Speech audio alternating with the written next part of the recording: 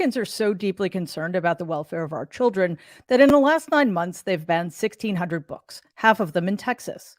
One of the latest to be banned is a book called Everywhere a Baby, which was written for toddlers. The author speculates that the book was banned because of one illustration, which depicts two men hugging. Children's books being censored also include biographies of people like Duke Ellington and Supreme Court Justice Sonia Sotomayor. In many red states, American history is also being censored. Of course, to one degree or another, American history has always been revisionist, but the goal now seems to be to render it unrecognizable. More fiction than truth, where white Americans have always been the good guys and Black Americans have always had equal rights. In Florida and Texas seem to be in a perpetual race to the bottom.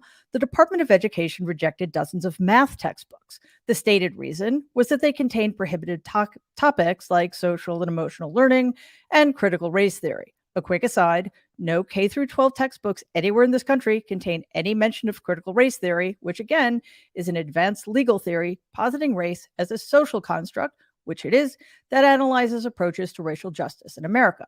Social emotional learning, on the other hand, is or should be an integral part of how we teach all children not to be horrible people.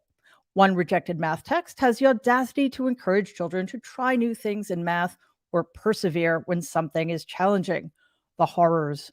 And then there's the Don't Say Gay law, also in Florida. This law perpetuates every homophobic stereotype by sexualizing everything LGBTQ while making it clear that the only valid family is one headed by a straight couple that is raising straight kids. In all of these instances, the stated goal of Republican lawmakers is to protect children, at least straight white children, from straight white families. Yes, they're so concerned for these children that they're willing to keep them innumerate, ignorant of their own history, closed-minded, and bigoted. You know what they have no interest in protecting our children from? Guns. According to data from the Centers for Disease Control and Prevention, as analyzed by the New England Journal of Medicine, in 2020, guns were responsible for more deaths of children and young adults under 20. In that year, guns killed 10,186 children and cars 3,900. Automobile deaths have been steadily declining since 2001, while firearm deaths among 0 to 20-year-olds have been steadily rising. The trend appears to be accelerating. Automobile deaths are down in large part because over the last several decades, a lot of research has been done to determine how to make cars and roads safer. On the other hand, states like Georgia now allow people without permits to carry concealed loaded firearms in public. This is not an exception. This is a trend. Despite the fact that in excess of 70% of Americans want stricter gun laws in place, gun show loopholes remain open, background checks remain unenforced, and weapons of mass death like AR-15s remain readily available. So when state legislators tell you they're banning books or whitewashing American history because they want to protect children, don't believe them. Because at the same time, those same legislators are doing everything in their power to make it impossible for gun safety legislation to be put in place. When it comes to our children and their right to a childhood free from the fear of being shot, they don't fucking care.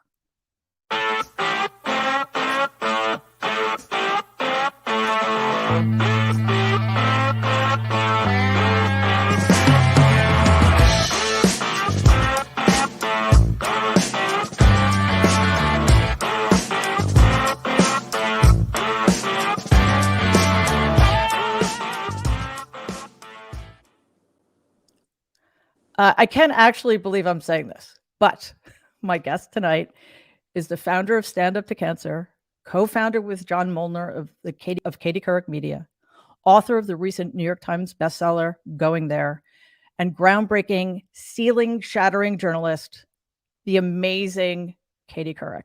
Katie, Mary, hi. It's going to be so hard for me to not ask you a million questions on your own show, even though I know that's not my role today. But gosh, I have so many things I want to talk to you about. So maybe we'll have to do that another time. I would love that. And I have a billion questions for you, which I finally get to ask. So this is really exciting. Well, can I ask you, are you enjoying doing this, Mary? Tell me what the experience has been like for you. I have to be really honest. It was daunting. As you know, I suddenly found myself being interviewed a lot as of July 2020. And I'm not just saying this, I promise you. It wasn't until my first conversation with you that I actually understood what it meant to be interviewed. Um, and that I understood in a really deep way that it takes incredible skill. So you set the bar so freaking high that yes, I came to this with much trepidation. But Yeah. you And know, tell me about some of the conversations that you've really enjoyed or appreciated since you've been doing this. by the way, you're doing it. Sorry, sorry, sorry. And that's the last question I'm going to ask. Oh, I mean, I've had Fiona Hill, phenomenal.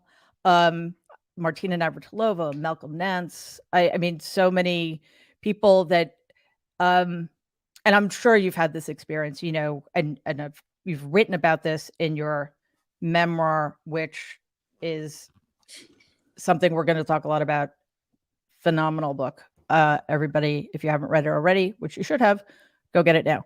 Um, we all have ideas, preconceived notions about people we see on television. We think we know them, and as you say, we do kind of. We know parts of them, but there's always this level of expectation. And when you interview people whom you've watched a lot or have known through their work, like, for example, Martina Navratilova in tennis, who I've been watching her play tennis since I was a kid, and they turn out to be exactly who you would want them to be, it's really gratifying. Yeah, yeah, and there's so many interesting people with really interesting perspectives and life experiences. It's incredibly enriching to have these conversations, and I feel like you can learn something from everyone you talk to. Really, I have that attitude about everyone you meet. When I started to date after my husband died, I was like, it may not be a love connection, but I'll learn something. This person has a different circumstances, different life experiences, Right. um, I think it's really gratifying to have these meaningful conversations with a big cross section of people. So I'm glad you're enjoying it, and I think all it takes is someone who is interested. And I think that makes someone interesting. I've been saying lately, because I think being curious, being inquisitive, trying to understand where someone is coming from is something we need more of in Yeah. this world right now. And recognizing that everyone sees things through their own respective lenses. Yeah, and that's what has made you such a phenomenal interviewer is your openness to that and your ability to let go as to the extent that that's possible of preconceived notions and your ability to pivot. And one of the things that I found really brave about your memoir, and there are many things, but was your willingness to excavate not just personal things, which we will certainly talk about, but those times in your professional life where you admit to missteps and mistakes and don't just admit to them, but explain them. How was that process for you? I mean, I think it was, first of all, I wanted to be brutally honest about my experiences. And I think that had to include being brutally honest with myself and admitting my shortcomings, or admitting when I didn't do as good a job as I could have, or if I was off. I think, you don't get to a point in your career like I have and be in a business for 40 years and do everything right, Mhm. and I thought it would be more instructive and appreciated, and it would be a learning experience for people. I wish more journalists were willing to say, I shouldn't have done that, or I probably twisted that a bit, or that headline didn't really match the article. My editors screwed that up, or that's what they always say. My editor screwed it Right. up. But just being able to say, with the benefit of hindsight and thinking about it and looking back and understanding the times we were living in, I could have done this better or differently. And I think that's a really valuable exercise. And I appreciate that you say it was brave, because I think when you admit your shortcomings, you're not proud of them, but it's something that you want to say, hey, I did this. And on second thought or upon reflection, maybe this was, I didn't behave ideally, or I didn't comport myself in a way that was great. And I don't know. I think, there was one part of the book, and I talk about being territorial and protective of my job, which I think anyone in a coveted position, Mary, feels that way. They can pretend they don't, but I would say 99.9% of people, if they get to a certain level, get a sense of, mild paranoia and wanting to be protective of their turf. And that was translated that I wasn't generous or didn't mentor other women, which could not be further from the Right. truth. But I thought the idea of basically just saying, hey, there were times where I felt, I felt very protective and territorial, was a courageous thing to say, because Yeah. it was an essential truth, not only for me, but for almost everyone in a coveted role. Yeah. I mean, there's so much there I want to dig into. First about admitting your mistakes and how that has become an issue, not just in the media, but in politics, but also about the ways in which you're admitting these things were perceived, and the ways in which that played out in the context of when you were working, when the opportunities for women were much fewer and farther between. I just want to take a quick step back, though, because that sort of speaks to how your book was received actually before it even came out, right? It was, I think Fox called it nasty. Some snippets had been released or leaked rather. And as you've said in other interviews, of course, they focused on the most controversial or salacious details, which were Well, not only did they do that, because it really, I don't know if you got a chance to read it, Mary, but of course, it really wasn't very salacious or not at all. controversial. It was very complimentary of a lot of people. Yes, a few people who I had bad experiences with. I was super honest about sort of my interactions with them. Mhm. But I think that it was sort of the ultimate irony, because I Yeah, talked about how women are portrayed as being in this cat fight when you're in a highly right. competitive industry, how men are rarely portrayed that way. And sure enough, that's how they portrayed the book. That's right. And it made me, it was disappointing, but not all that surprising when you think about this, the old chestnuts that are dusted off about women and cat fights and all those things. And that's what they tried to actually fabricate from my Hmm. book, Right. when it wasn't even there. Hmm. And I think it speaks to modern media, and certainly tabloid media, the tabloid press, because what they did is took, snippets completely out of context, Right. wove them together, and tried to create their own narrative. And everyone who actually read the book said this book isn't like that at all. But Right. I think it speaks to this burning need for clicks. And I just read recently, when you write, and this is not a news flash, but writing mean things, or writing things that generate outrage or enraging to consumers, that it gets a lot more attention than saying anything positive. So Yeah. I think it was manipulated in a way, that I found, as I said, not that surprising, but disappointing. Yeah, because it is a book of great substance.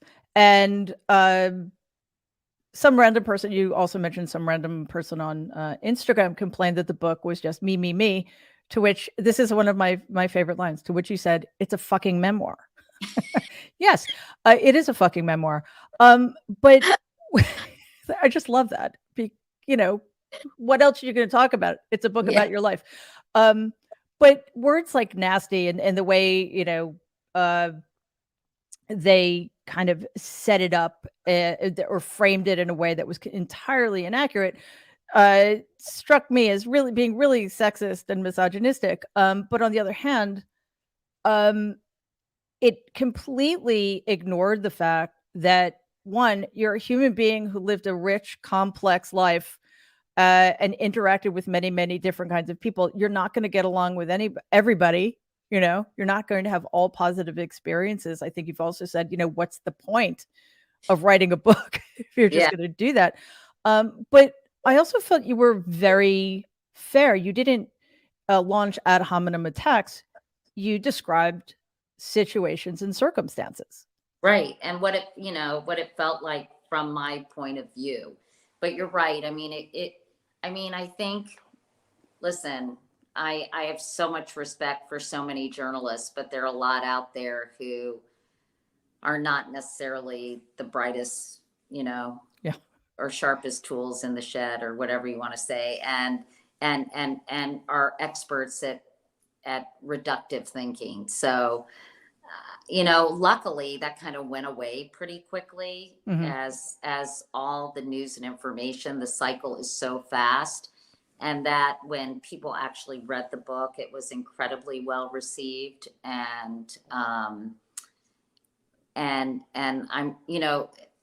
it may sound weird, but I really love my book, and I I really enjoyed writing it, and I really think it's a really thoughtful, substantive look at the last 40 years and one person's experience against a backdrop of huge societal change. When it comes to gender politics, when it comes to race, when it comes to the workplace and sexual harassment. I mean, I think when it comes to LGBTQ plus issues, I talk about the evolution of our thinking. And I think when all is said and done, Mary, it made me feel in this terrible time in our country, it made me feel somewhat optimistic about where we've come in terms of our understanding of a lot of issues that were just simply taboo Hmm. when I was growing up. And, Right. some might argue, well, the pendulum has swung too far. And sometimes it needs to in order to have permanent progress. So I think it's a thoughtful and it's a pretty serious book, actually. And I think to reduce it to sort of this idea of a cat fight or nastiness is really underserving the book. No question about it. I probably shouldn't say this because I've written, well, I don't think my first book was a memoir, but memoir-ish. Uh-huh. I've read very few in my life until recently. I'm not really sure. I'm a fiction person. Um, so I've read more and more memoirs, and what I've learned is that all great memoirs are those that resonate with the reader despite how different the reader and the writer may be. I can't really think of two people who had more different upbringings than you and I, or who had more different family circumstances than you and I. And yet, your book, which by the way, I would describe as a very serious book with a lot of humor, as opposed to the other way around. It is a serious. You look at gender politics, you look at women with careers, you look at personal loss, professional loss. You look at the evolution of the media landscape. You cover so much territory in this book, and you do it in a way that is really insightful, and in a way that really engages the reader. I read it when it came out, and then I listened to it recently. I love the audio version, and I'm not an audio book person, but I Yeah. love the way you read the book. It's great. So that you were able to sustain that was really impressive. And one of the things I loved about your book is that it incorporated and not just in the telling of the story, but in the creating of this incredibly rich picture of every aspect of your experiences as a professional person, as somebody who has lived this quite complex life during very complex times. But one thing in particular that resonated with me was your talking about your first husband and your kind of assessment of him after he died tragically at the age of 42 from colon cancer. And that's something else I want to talk to you about in the context of your stand up to cancer and other things. But if it's okay with you, I just wanted to read a Sure. section from the book. You write, "Here's what I know about Jay. He was open hearted and generous, always rooting for the underdog. He was drawn to people with integrity and character, and his friends who came from all backgrounds reflected that. But the romanticism that surrounded the Civil War for so long, the regalia, the accoutrement, the pastoral settings, kept him from acknowledging the brutal realities that undergird the lost cause narrative." And then you end that chapter after a really interesting quote by Brian Stevenson, whom I also admire greatly, the founder of the Equal Rights Initiative. You end that chapter with the sentence, "I know it sounds like an excuse to say it was a different time, but it was a different time. And Jay never got the chance to live in this one." Um, my dad died when he was 42. And I've often wondered that too. What would he have been? He grew up in this horribly racist family. Um, I know I'd never experienced him that way, but he had very racist friends. What would he have been if he had had those opportunities? And I wonder how, like, that must have been such a difficult thing to grapple with, because you knew him in a particular way, and then after he died, you did have to reassess. And then you tell that very moving story of taking your daughter to visit a couple of Jay's reenactment buddies. And if you could talk about that, because it was extraordinarily moving. Well, I think that, I have only the deepest admiration for my late husband and think he was an incredible person.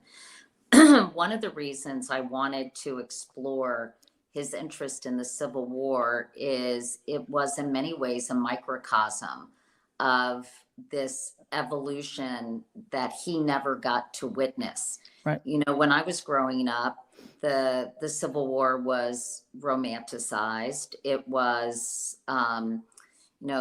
films like Gone with the Wind and even history books, I think, did not really talk about the causes of the Civil War, the root cause, which was the economic prosperity of the South, which was obviously couldn't exist without slavery. And, even when I was in college, these things were just not really reckoned with. And so I think because my younger daughter, Carrie, as an American Studies major and someone who did a lot of research on my family history, which includes my father's family from Alabama, and, who were products of their time. Right. This was something that Carrie wrestled with in terms of her father's interest and passion for Civil War reenactments and for the Confederacy, really brought on by the fact that he went to Washington and Lee and, was extremely interested in history, but also loved horseback riding, loved sort of being out in the outdoors, and he loved the friendships that he made during the Civil War reenactments. And, I think it was really not until probably the last 5 to 10 years that the national consciousness was raised about this.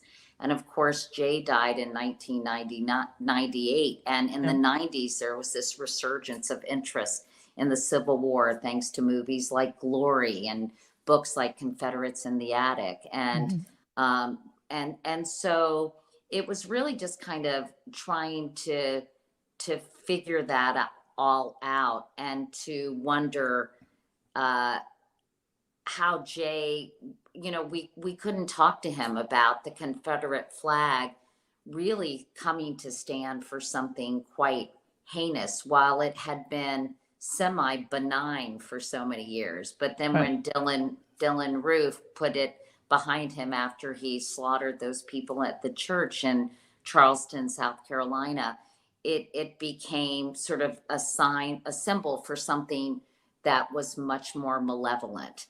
And so I think that it was just a way of kind of talking about our personal experience, but against the backdrop of a much broader cultural awakening and understanding of our history. As you were discussing at the beginning of this show, Mary, that I think the United States has had a very difficult time compared to other countries like Rwanda, for example, or even Germany, really looking clear eyed into our history and the mistakes we've made, coming back to my book and being willing to say, this was a mistake. This shouldn't have happened. And how can we move forward and be better for it? And that's sort of the exercise that I wanted to do in the book, even less about Jay and more about us as a nation. It is a really good launching off point for that conversation, because I challenge any white American who grew up in the 60s or 70s to say, I'm not racist.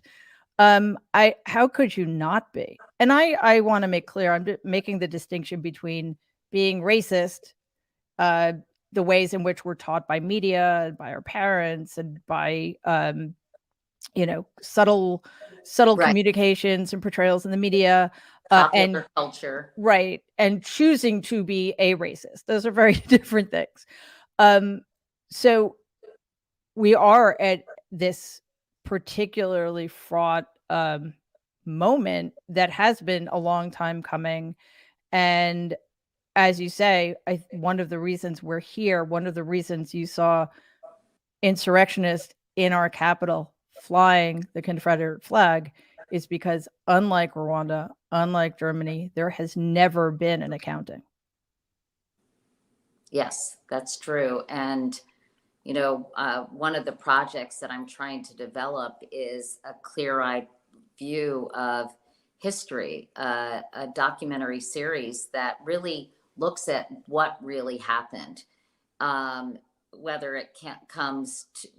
it's about anti-Asian or Asian hate in general, or suspicion, etc., through Japanese internment camps, the role that slavery played, how we treated, the genocide that was committed against Native Americans. It's not to engender white guilt necessarily, but it's to help us understand this country and some of the things that were done right and some of the mistakes that were made.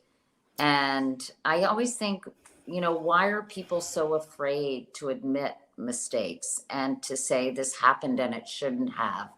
I don't know what it is. I think perhaps it's because, just as we have been inculcated to have implicit biases, right, through all those mediums that you mentioned, whether it's just people have this implicit feeling of superiority and they don't want that challenged in terms of societal pecking order. And, as we face dramatically changing demographics, by 2044, there will be that whites will be the minority population in this country, whether there's a lot of trepidation about that, and whatever privilege that automatically bestows upon you by virtue of your skin color. So Right. um, I think it's such an interesting topic, and I don't think it has to be a holy war. I think that people should just be open to the truth Yeah. and to accepting things and not take it so personally, you know? Eh, I completely agree with you, and it is a huge problem. And you're talking about, again, not being able to admit when we're wrong. That sort of brings me back to something we were talking about earlier. And then I do really want to talk about Katie Couric Media, because a lot of what you're touching upon are things that you're dealing with in that incredible project you've got going, that you and your husband, John Molnar, founded, 5 years ago now. But I want to get back to the not being able to admit we're wrong thing, because it has gotten us in so much trouble, particularly, it seems, in the last year. And I'm talking particularly about certain people in the media who won't ad- uh, print retractions or give retractions on the news. I'm talking about politicians, particularly on the right, who will not admit to mistakes as if that's a weakness of some kind. And I've got to admit, I thought about you a lot as COVID unfolded, because of your experiences. You have been a champion for public health for decades. Your, as I mentioned, your first husband died from colon cancer at a very young age. Your sister, Emily, died from pancreatic cancer at a very young age. And that you used your platform to help educate people. Uh, was it 20 years ago when you Yes, televised yeah, your— 22 actually, where I got a Yeah. colonoscopy. And Yeah. that created the Couric effect. You have an effect named after you, because it inspired people to pay attention and take care of themselves in a way they may not have, because it was embarrassing or people don't talk about these things, right? And you've done so much work. Your foundation, Stand Up to Cancer, which I think last I checked has raised hundreds of millions, $600 million, I think. And the dream teams and the very scientific, responsible approach that's taken. And during COVID, I was wondering how you must have felt, uh, seeing scientists threatened and science rejected, and people not feeling that they need to take the most simple precautions like mask wearing and then getting vaccines. It must Yeah. have been well, I don't know, you tell me. Well, it was frustrating and maddening. And I think that this mistrust or distrust of science predated COVID. We Yeah. saw that trend surfacing before anybody had ever heard of coronavirus. And Yep. um, I think it's very perplexing. I think that people want certainty, and science is a work in progress. I think one of the frustrating things is the scientists who are so brilliant had to work in real time. And, they didn't have all the answers right away. And I Right. think that was very difficult for people to understand, that they would have to pivot or, you know, say, yes, you do need to wear masks. No, you don't need to wipe down your potato chips. I mean, Right. so I think this lack of this inability to appreciate and understand nuance and science, and I think it just speaks to a lack of education and sophistication in terms of understanding how science is done. And I think that in some cases, fear doesn't create the best uh, fertile ground for understanding facts and for staying calm and for being patient. And, when your life is disrupted, but it was extremely frustrating. And, you know, and science is an art, really, Yeah. and they're not going to get it right 100% of the time, but they're trying. And, the people that came up with the vaccine and all these different pathways to try to inoculate people. I mean, it was frustrating, but of course, that leads into a conversation about the media and where you're Yes. getting your information, Mary, and the You made sources, my segue for me. Thank you. right? The sources you're relying on, Yeah. and we are so fractionalized or fragmented. I don't know what the best description is, but there's no sort of small group of credible sources like Right. there was back in the quote unquote good old days, which Right. weren't that good because they were so restrictive in terms of who could gain entry Right. to those worlds. Not a very diverse group of people creating this and being the gatekeepers for news and information. But I think because the world is flat now and everyone with a computer can write things and be a quote unquote expert, it was very, very confusing for people. Yeah.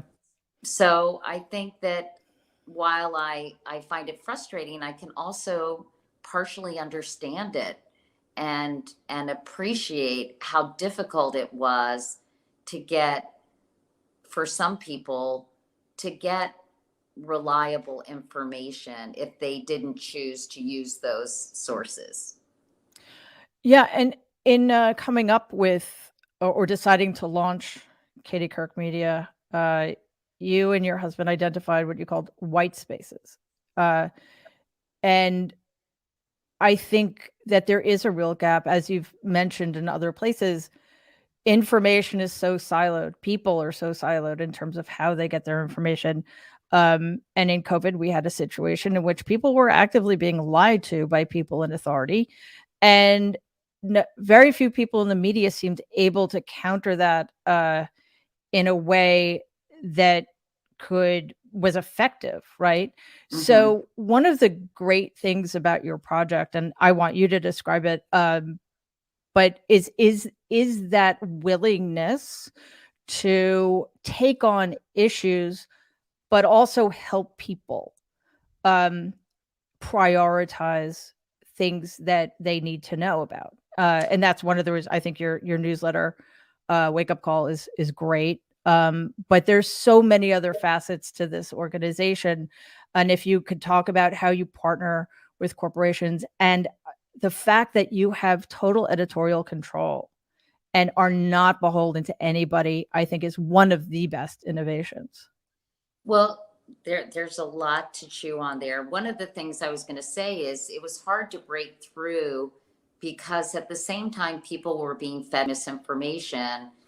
Uh, Journalists were being demeaned and diminished, and Right. the whole idea of fake news. And I think they were being told not to trust the media. So it was almost a Sisyphean task to get people to understand facts versus fiction. And especially then you add to that, Mary, the idea that science didn't have all the answers. Right. And it was a constantly changing and evolving story.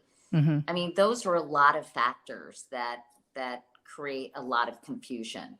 So I don't really blame journalists who are trying their best to cut through the nonsense because in many cases they weren't speaking to a very receptive group of people, right? Who Sure. who who didn't necessarily want the facts or And and Katie, isn't it true that being a journalist now is a lot harder than it used to be?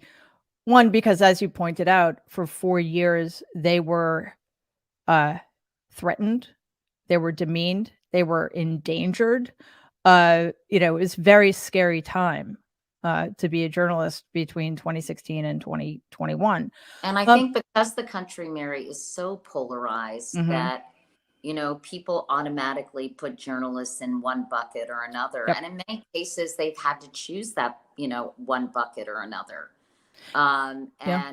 And people are expecting points of view and opinion, and they don't want just the facts, and they don't necessarily want any kind of moral equivalence, right? Mhm. It's just become a lot more complex, I think, to be a journalist. And listen, I read a variety of sources. I read so many different newsletters, but I just realized that I didn't necessarily feel super comfortable giving my opinion or doing commentary or being sort of talk radio on television. Yeah.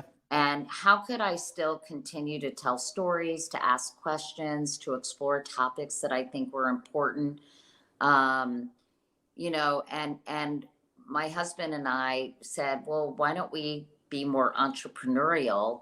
If everybody's taking sides, why don't we try to go back to a little more down the middle information, less commentary, and make room for these kind of exploratory conversations.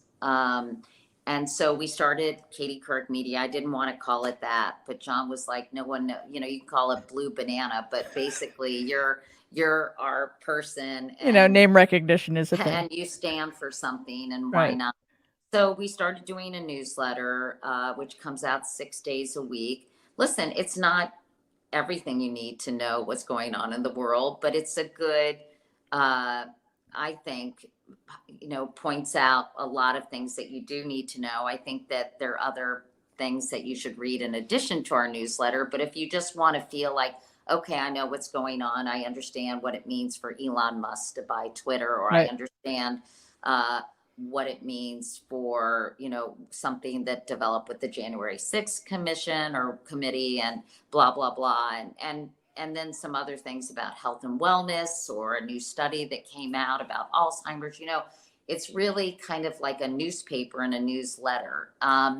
But so we do that. I do a podcast where I like to explore big issues and also just talk to interesting people. We did something on women and alcohol, how much that drinking has increased as a result of the pandemic. We're doing a series on Roe v. Wade and what might happen if that's overturned, which looks likely. Yeah. And so it really gives us a chance to explore things. And in terms of working with big global brands, Mary, we came up with a different kind of business arrangement where, if you look at things like the Edelman Trust Barometer or the Business Roundtable or a bunch of other studies, you'll notice that as trust in government institutions and the media has declined, people are looking to companies to take a stand, as you well know, on a Yeah. lot of different thorny social issues.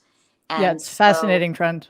yeah, and so as a result, companies want they want it clear that they care about certain things. Maybe it's environmental sustainability, maybe it's gender equality, LGBTQ plus issues, maybe it's racial justice, maybe it's policing, maybe it's a whole host of big topics. And so we have been partnering with some of these big global brands like P&G or Ally Financial, which cares so much about empowering women with financial literacy and helping them become disruptors in their own entrepreneurial way. And then we try to tell some of these stories that where they overlap with my values and the values of people working at the company. So, it's been really interesting, and I think a really good model.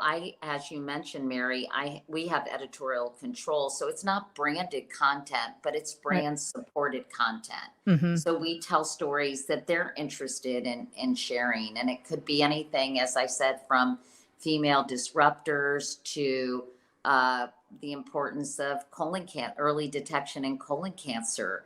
I just teamed up with Cologuard because there are Yes. 44 plus million Americans, Mary, who haven't been screened for Right. colon cancer, and the age has been lowered to 45. So Wow. colonoscopies are considered the gold standard, but there are some people who don't want to get colonoscopies. Right. And there's this other method where it detects 90% of all colon cancers, and many in their very early stages. So I want to say, hey, this is another way to test and make sure that if you have colon cancer, it's detected early. So it's been really interesting and fun, and hiring people and trying to find the right team. It's just flexing all new muscles Right. for me. And working with my husband is really fun, sometimes challenging, but it's just been really interesting. And media has changed. I mean, look at Mary, we're doing this show, and when I was in television, even in 2013, I felt like I was riding on the back of a dinosaur, because Right. people want information when they want it, where they want it. And so I'm just trying to be on the front end of this evolving medium. And as you've mentioned, one, it's a chance for you to be entrepreneurial as opposed to working inside somebody else's Working for box, the man. right? Working for the men. But it's also really prescient. You said in a recent interview, you called it about 2 months ago that CNN Plus, not so sure about that, because it's trying to reinvent the wheel, whereas you're going an entirely different direction. Um, and I think you're really onto something there. First of all, you were absolutely right about, I don't think you said it's not going to work, I period. think I But said you're I don't right. know how many people are going to want to pay Right. to watch maybe Anderson Cooper get parenting tips. Right. Or Chris I think Wallace do also interview. at some point, Yeah.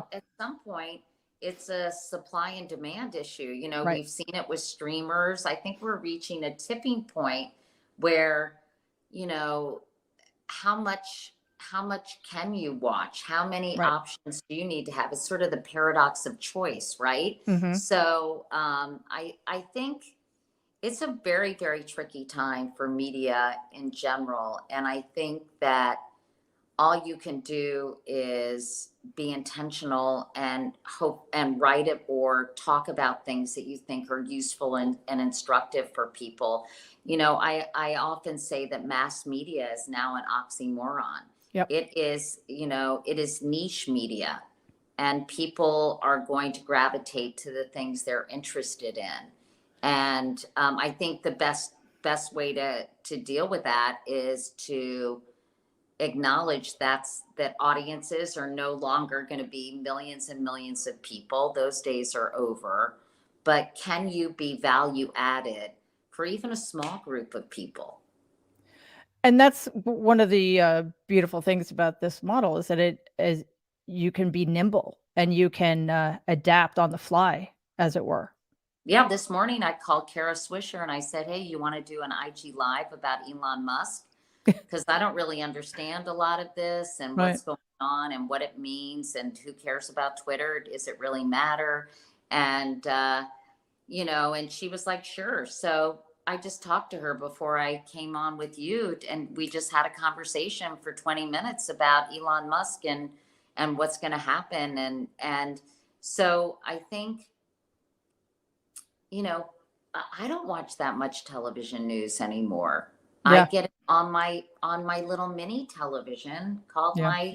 my phone, right? Yeah. And so that's a whole conversation about our addiction to our devices. But I think my father, I remember when I gave my first commencement address, and he said something about you have to really stay on top of trends and how things evolve. And and he was so smart about that. And I've always kind of been very cognizant and looked around and noticed trends and not tried to hang on to the status quo at any price. Well, it seems to be working. It's it's such a brilliant concept, and we need things like this. I love the fact that you are um, really diving deep into social issues. There's so much going on in this country right now that is troubling, and people are really struggling. And And it's become so tribal, Mary. I think it's yeah, so people don't want to learn. People right. don't want to reach a deeper understanding. That's always been my philosophy. Like, let's all try to learn this together and understand it. And I think if it's against sort of what your tribe espouses in terms of their philosophy or worldview, there's, the door is just not open to Yeah. trying to achieve that level of understanding. And I think that's where we just get increasingly polarized and people dig in their heels, and we've just lost our ability to talk to each other. Yeah. And so I don't know, I'm trying. I don't know if it's a sort of fool's errand to try to do that, but I really am really trying.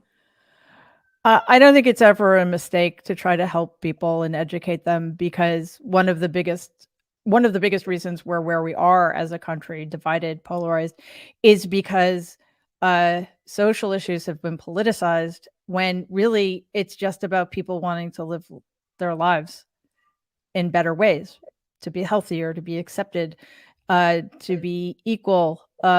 So I think it's a noble project, and I there's so much else I wanted to talk to you about, but I don't want to.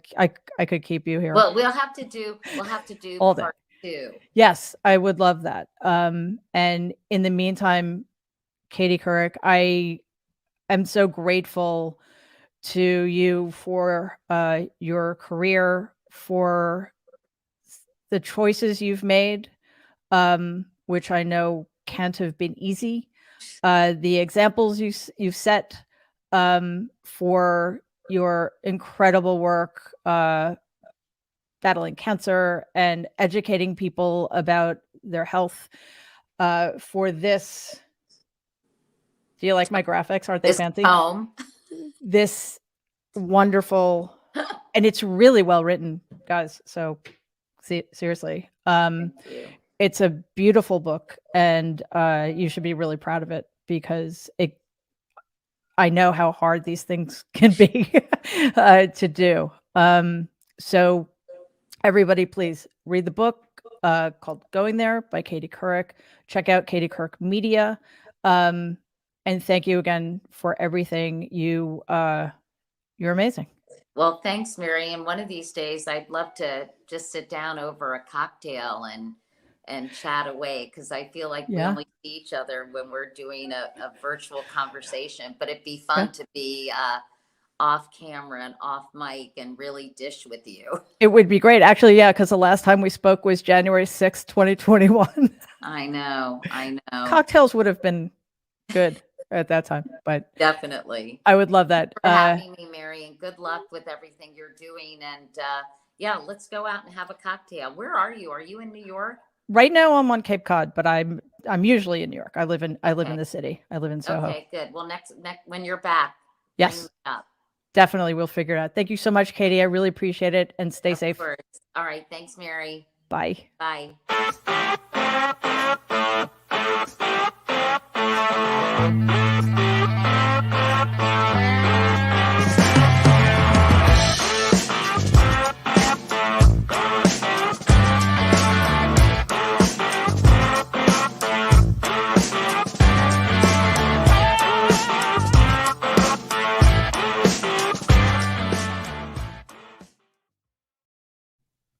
Now for some quick hits. As you may have heard, Elon Musk is buying Twitter. Well, wait a second. Not necessarily. The board of Twitter has agreed to let him buy Twitter for, I don't know, $44 billion. That doesn't necessarily mean he's going to, although there's been all sorts of panic. I don't know if they're clearing out bots over there or what, but I lost 8,000 followers in like 6 hours. We can't panic yet, guys. It may not happen. And if it does, the Democrats always seem to think that the best thing to do in these circumstances is run. No, we need to stand our ground. We got to stop ceding territory. We need to use outlets like Twitter to make our own case, regardless of who else is allowed on that platform. So the war on Disney, apparently, Republicans in Florida are now anti-big business simply because Disney took a stand they don't agree with.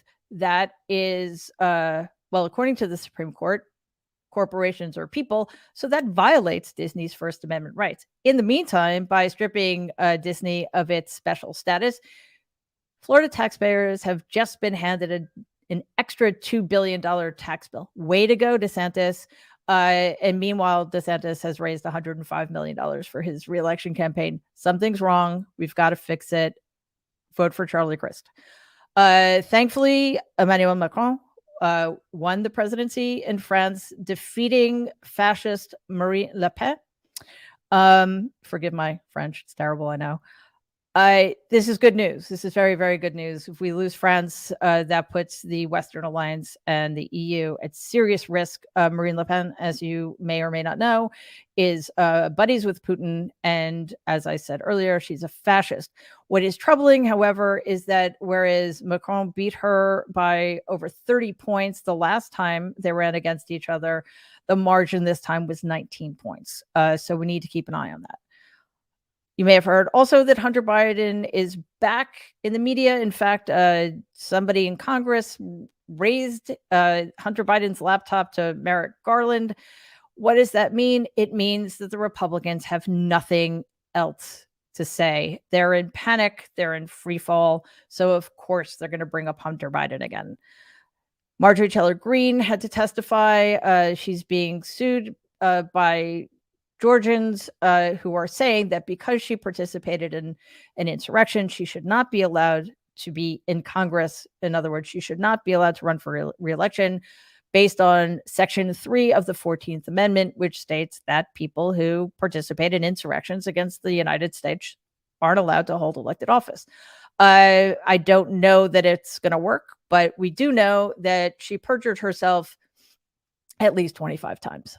In fact, when she was claiming not to remember whether or not she raised the idea of martial law, which she can't even spell properly, we found out 2 days later that she was sending texts about it. And also, by the way, who believes anybody who says they don't remember if they talked about instituting martial law? Finally, New York AG Letitia James has asked the court to hold Donald in contempt because he continues to refuse to hand over documents, and the judge has done so. So for every day Donald fails to comply, he has to pay $10,000 in fines, which will do absolutely nothing. But at least Letitia James is trying. Finally, I'm going to answer some of your questions. I love hearing from you guys. So if you have anything you'd like to ask, please send an email to me, mary@politicon.com, and I will get to as many of your questions as I can. From Anonymous, we always seem to be hearing from rank and file Republican voters and their crazy concerns. Do we need to hear more from the average Democratic voter who need politicians to be their voice? Where are their voices? Well, apparently the New York Times only thinks that the people worth interviewing are white guys in diners in the Midwest. So, we do need to figure out how to amplify Democratic voices. The New York Times does not seem to be the place to do that, but it is a problem because it is as if this very small segment of the population is given preference. Their needs, their concerns are given preference over everybody else's. From Mike in Auckland, New Zealand, if Donald disappeared tomorrow, would all the lunacy peter out and Republicans get back on board the bus to the real world, or are they too far gone? They are too far gone. I think this is where the Republican Party has been trending for decades, quite honestly. And Donald just maybe accelerated the process by giving them permission to be more openly racist, to be their worst selves. So I don't, I hate that it's called Trumpism, but unfortunately it is. Trumpism will outlive Donald, and in fact, it doesn't even need him anymore. The Republican Party is constantly playing Dr. Frankenstein and creating monsters they think they control, but now the Republican Party is the monster. From Darren in Ireland, why don't Democrats just say, stop, no, that's a lie, and give factual information about the Republicans' lies? Unfortunately, America is becoming an international laughingstock. I honestly, I think Donald made America an international laughingstock. I think President Biden is doing a really good job of restoring our standing internationally. However, you're right. Democrats don't seem to know how to fight this particular fight.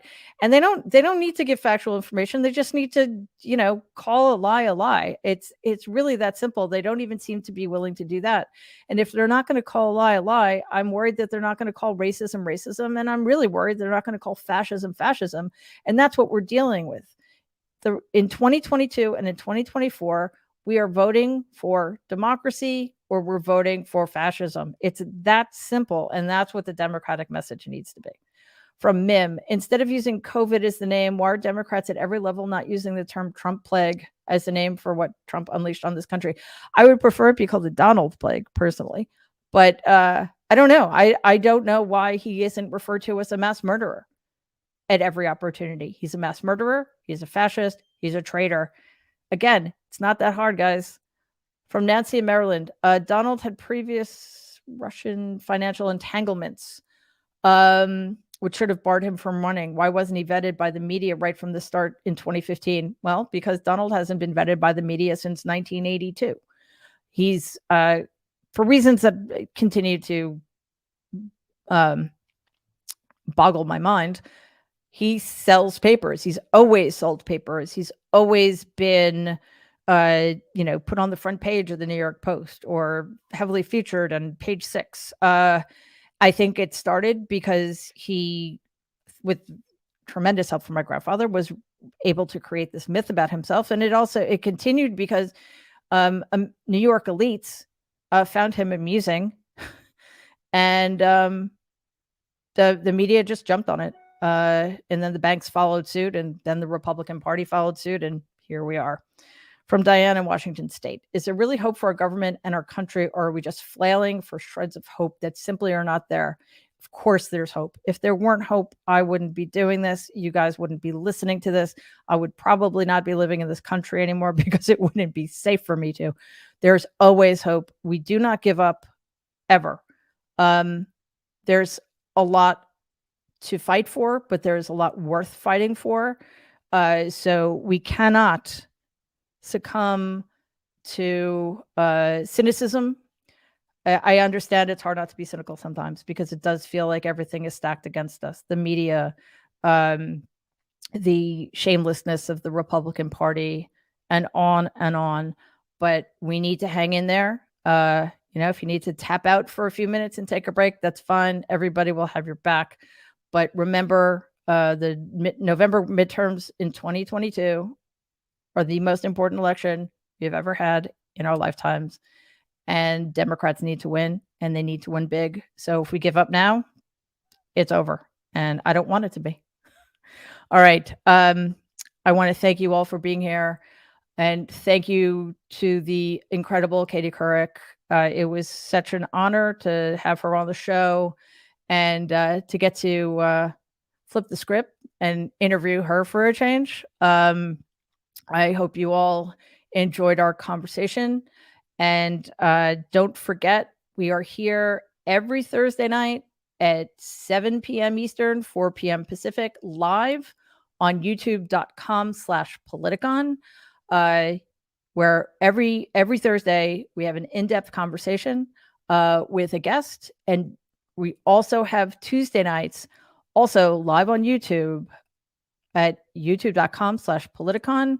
Tuesdays, 7 p.m. Eastern, 4 p.m. Pacific, live with a panel of people from politics, from the legal field, from Democratic strategists, et cetera, who come on and help us figure out how we can make sure Democrats win in November. So tune in Tuesday, 7 p.m. Eastern, 4 p.m. Pacific, and be sure to follow Politicon on YouTube, like the episode, and I'm pointing at this bell here. Ring the bell. That way you will be notified every time a new episode drops. Don't forget, you can ask me questions. Just email mary@politicon.com. You could also look for the address in the show notes. And you can also listen to the show on Apple Podcasts or wherever you listen. Please give the show a 5-star review because it really does help other people find the show. Thank you again so much for being here. I really appreciate all of you. Stay safe and be kind.